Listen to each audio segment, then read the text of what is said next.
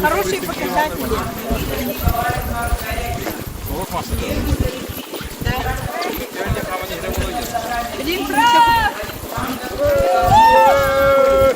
Ура, мастера! По проектной деятельности и общих вопросах раздали привет,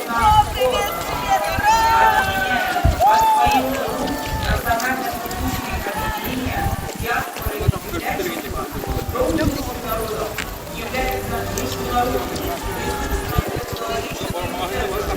уникальной площадкой диалога и межнациональных проектов.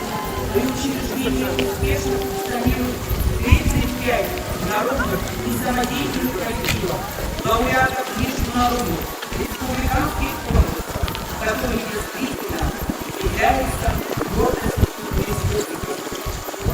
На сегодняшний день есть 36 национально-культурных объединений, которые тесно сотрудничают с Ассамблеей народов Республики Саха-Якутия.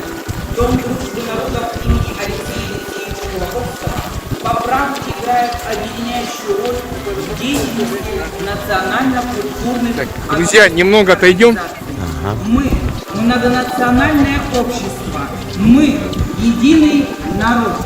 Да здравствует дружба народов, мира и счастья, согласия и единения.